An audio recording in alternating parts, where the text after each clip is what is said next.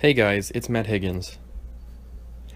I'm sure a lot of you know that Star Wars Battlefront II had its multiplayer reveal this weekend. So I spent a good chunk of my weekend breaking down gameplay videos, and I wanted to give you guys my thoughts on the Assault on Theed gameplay. First off, DICE did a great job with the visuals as always. Theed looks amazing. The fine details, the palace, the throne room all look fantastic. The sound effects and background music are great too.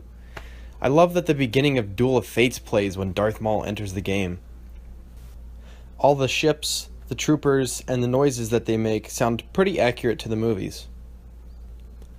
One thing I thought that was really cool is that the background voice for the Separatist forces is a tactical droid. I always thought that the tactical droids had really cool voices.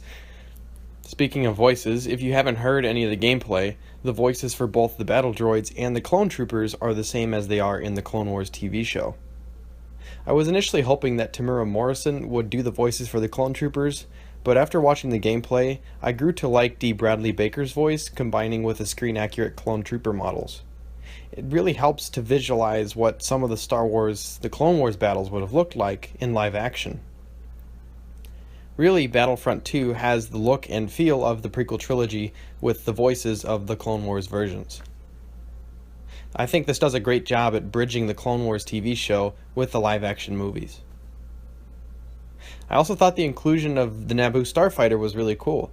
They didn't have to do that. They could have just put the Vulture droids and V-Wings in, but no, DICE put in the extra effort, and I really appreciate that, especially that they got the cockpit right in the first-person view. If there is one thing that I like about the new Battlefront 2 over the old one already, is that it has super battle droids as special units and not as the main assault unit like in the old Battlefront 2. Another thing I thought was interesting was that when the Separatists lose, the tactical droid orders the battle droids to initiate self-destruct, and that their mission is a failure.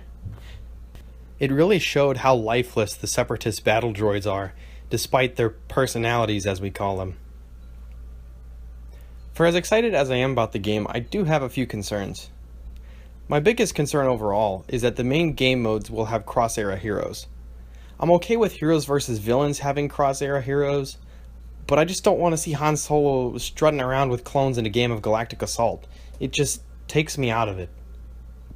The general public opinion is against cross-era heroes, and I hope that DICE only put in cross-era heroes for this specific showcase.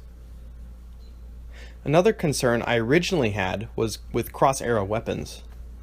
But the developers made a good point that people would enjoy certain weapons over others, and so they don't want players to spend most of their time playing in one era and thus separating the player base.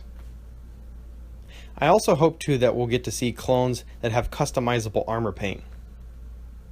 For me, I would prefer if you could create your own art pattern on the armor, and then the color would depend on the map, so that way you don't have a spectrum of clone troopers just running around.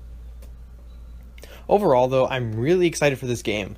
I still play Battlefront 2015, and it had improvements that could be made. Especially after seeing the gameplay for Battlefront 2, it looks like DICE is fixing a lot of these issues. Let me know if you guys want to see some prequel era Battlefront 2 gameplay videos. I'd definitely do them if you guys are interested. So that's about it, guys. Give the video a thumbs up if you liked it, thumbs down if you didn't, and subscribe for more prequel related content, including lore, discussions, as well as anything canon about the prequel trilogy. Thanks guys, and may the Force be with you, always.